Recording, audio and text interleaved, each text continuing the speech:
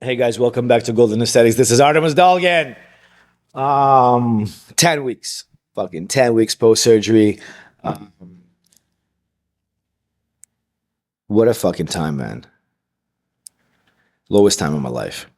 Even though people say, hey, yo, the fuck are you dramatizing shit? I get it. It's just a bicep tear. It could be a lot worse.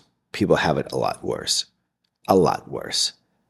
But I don't compare myself to other people. I go through the fucking shit, carrying the arm around like a little bitch. And now I start rehabbing it. It's been 10 weeks tomorrow. I mean, today. Today's 10 weeks post surgery, originally 70 days. And I'm about to kill a workout right after this, just functional training. I started doing rehabbing on my biceps. Um, I have limited myself in training in the past 10 weeks, even though I stayed really as close as I possibly could to the diet. And I didn't binge. I ate straight. I did have treats. I smoked some weed. Um, I definitely read a lot of books. I did a lot of spiritual and mental work on myself because when you spend so much time training, you take that energy when you in the rest. Like me, going through this recovery and you just direct it in other things, you flourish. And um, I definitely advanced in certain things. However, my whole lifestyle has stopped. I wasn't able to skydive and surf and run and hit the bag and swim and lift weights and do all these things that I do out there. And um, when those experiences define you, you find yourself a little lonely. I can't say that I really felt that, but I felt isolation, and I don't mind it. I don't mind at all because I know I'm growing from this, and enduring this type of injuries makes you a better athlete for sure because you're mentally, uh, you just built different. All these struggles give strength, and people don't understand that you're not born strong. You become strong. You develop strength through deciding to be strong when you endure hardships and troubles and failures and setbacks. I'm um, I'm really going through a hard time in my life, and I think um, people don't usually acknowledge that because it doesn't sell. It sells flashy cars, trips, success quotes, real estate lessons, fake shit. Fake entertainment. You can be anything fake now, fake athlete, fake celebrity, fake anything, and people will buy it. Because if it's flashy, if it's shiny, uh, this is how the society has been programmed to work. I live away from it. I kind of create my own reality, and I go against the flow. I don't go with the flow. I don't really do the smooth sailing. I throw myself into the storm and learn how to swim and develop new skills. And right now, my back is up against the wall. What's interesting, I always find a solution. Like no matter how hard life hits me, I always find solution. I always find a way out. I always find a new path. And it's interesting how it plays out. Like life always gives me another chance, always gives me another opportunity when you follow the path that has a heart. Every path leads to nowhere, but one has a heart and one doesn't. And when you take the one that has a heart, you go on the journey of a lifetime. And intuitively, you know where it is. Even though you can have the logic tell you an opposite thing and pick the well-known path,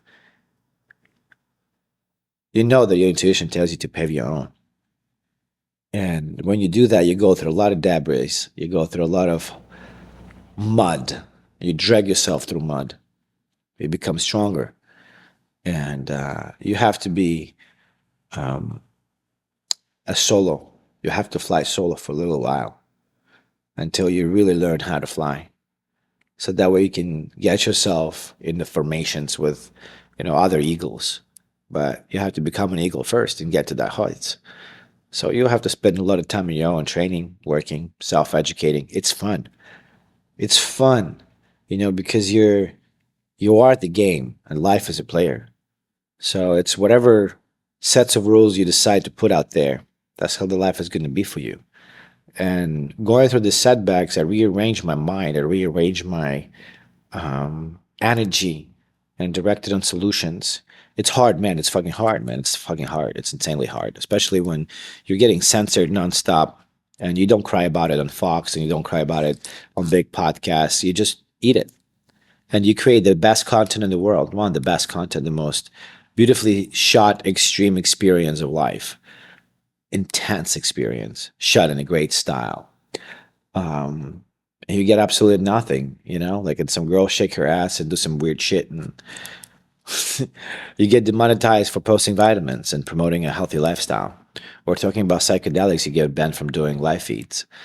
And I'm not complaining. I'm just saying what I'm going through. I don't give a fuck. I keep working. And I'm like, man, fuck, why would I want to keep investing into this podcast or, I mean, not into this filming these things. But I just feel like this is where my heart is. And no matter what, like, I'm just going to keep doing what I'm doing. And if it doesn't take me anywhere, well, I'm having fun doing it. I'm exploring, I'm meeting people, I'm going on the experiences of a lifetime. I know so many rich folks that never been through even a quarter of what I've done in the past year. Yeah, they drink nice wine and they eat good food and wagyu is from Japan or whatever.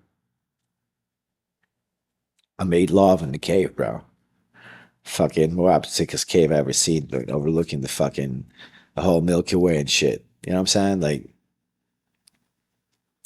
I jumped off the cliff, in Moab with the smoke grenades behind me, American flag, red, white, and blue. Just bam, exploded right into the canyon. You know, done some remarkable shit just last week. And you gotta have balls, you gotta have courage to do that, not just money. And so I think it's all about perfect balance. That's what I'm trying to figure out. I want to make a living of what I do, like of what I love doing. And I'm not gonna stop until I turn this hustle into successful business. And I always try to make money of my passions. And these passions would change over time. Bodybuilding, extreme sports, cars, dancing. I have all these different hustles, and I made them work for me and carry me through a big chunk of life, 5, 6, 7 years, 8 years. And now I'm redirecting or resetting. It's like sort of a great reset in my life as well. I think in all of us, where I have to change the vision, or um, not necessarily the vision, but the way I make money, because my lifestyle is not lifting weights anymore. My lifestyle is an adventure. And I'm currently trying to turn that into adventure into a business venture. And I see the way. I see the setup. I see the vision. And I know it's going to work because it always does. When you follow something that you truly love and attach to it emotionally and spiritually and mentally and physically, you make it happen. Like you breathe it. Like there is no way you wouldn't because you put work into it. It's simple. And that's what I'm on. I'm sharing with you just like exactly um, where I'm at, and I don't want to like try to be this guy that's a guru, telling you like, do this, reach out on your girl if you don't do this and harden around. My man, like if you need to be told like that, you gotta go to kindergarten. Um, maybe some people need that type of communication. I don't know. But that shit doesn't last. It's an impression. I want to make an impact by my life, by living, by living, by throwing myself in the wildest fucking storms and fucking dancing in there. I don't want to be flexing buying a car. So weird. I want to wingsuit over the mountain, man, and feel that absolute freedom. I want to be able to take my girl to Milan and make love somewhere in Paris, overlooking the tower, somewhere in the balcony. I want to backpack through Amazonia. Maybe make love in some. I mean, I'm definitely flying over Egyptian pyramids in my wedding suit. I'm absolutely flying over it next October. But making love in the Egyptian pyramid, maybe having a little dinner, having a little sip of wine, I'll arrange that. I mean, shit like that, man. You know, stuff that I want to do is way beyond floor seats in an NBA game. You know what I mean? There's so much more life outside of this buzz and hype and fake. Um, I've met some incredible human beings in my journey lately as I've been adventuring and being surrounded by pure souls that are not attached to materialistic possessions. They don't attach to your status. They don't attach what you can give them, what label, whatever, none of that shit. How many followers, all of that stuff. They just there for you without a fake world. And that's the type of connections that I truly care about and connections that I value. I've been listening to Habib's father. Highly recommend watching his interviews. I don't know what it is, but I feel like I'm responsible for also for being an example for future generation, being an example for patriotism and love to the country, love to the tradition, to culture, to family. Those are foundations of a strong society, a strong masculine human being, and that guarantees the survival of a future generation that's going to be able to protect its most valuable thing, and it's freedom. Only masculine, bad motherfuckers can protect freedom. All this assholes that talk on Instagram, Facebook, all that big talk, let's make some action. Let's actually bring people together. Let's show up at the politician house. Let's show them who's the boss. People. Let's make them investigate things publicly. Let's show up the list of Epstein people, like all that stuff. Like, I don't want to get into those deep end politics. It doesn't matter to me. The only thing that matters is being an example of action to people, to other men. That's why I want to create my own community, my own army. Just what I've done with bodybuilding and brought people together under one roof, organized the whole thing, orchestrated the most amazing experiences of bodybuilders for bodybuilders. And I know you still follow me from bodybuilding days, but I look back and I see I was too good. I was too advanced. Number of done a bodybuilding tour, rented a fucking RV and went to every single old school gym in the country. Along the way I met people, didn't charge no money, none of that shit. Brought cool dudes with him and shared a really cool culture of brotherhood and support. But that shit doesn't exist in the real world. People attached to right now is a whole different world. People collaborate and attach to each other because not necessarily because they like each other, just because they share, a content or followers or whatever. I just there are good people out there. There definitely are, but as a common trend, not. It's a very selfish, egocentric experience. But as I look at the things that I offered, to the sport, I'm like, damn, I can take it further. And I want to put the camp for people that are going to be bounded by experience. I want to create a network of fucking masculine, badass dudes that are able to shoot, run, swim, jump, fight, be smart, athletic, sensitive, humble monsters, bad motherfuckers. And I'm one of them.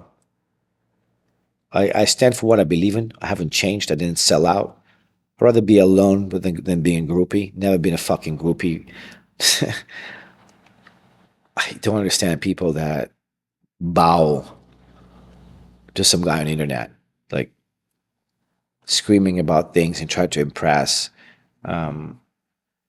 So weird, like so strange. I really like humble people. People that don't complain, people that actually do things. People that invest into youth. Most definitely. And I think this is what we need to do. We need to create experiences for people. in order to break through their fear and instill very powerful emotion of belonging to a group of men, having a bond with another group of men. Because when you have a bond between men that's based on loyalty and a code of honor, you can change the fucking world. You can change the country. You don't need the army. You need fucking a bunch of radical men that are loyal to the vision, loyal to the idea, loyal to the founding fathers, loyal to their family, their religion. I think the strength, man. And I see myself doing it. And this is what I'm going to do in the next 6 months. I'm going to start putting camps like this together all over the place. Alaska, Utah, Colorado, San Diego, Palm Springs. Different experiences, different challenges, different conditions, but the same vision. I really appreciate you watching my channel. I really appreciate you watching and hearing my message. I'm a man on a journey. I have a mission. And the God put me through some really hardcore hardships, challenges. But I told him, give me the biggest cross, and I carry it. Because with the biggest cross comes the biggest fucking strength. And I can't complain, man. I can't complain. You know, and sometimes it gets harder and harder. I'm like, God.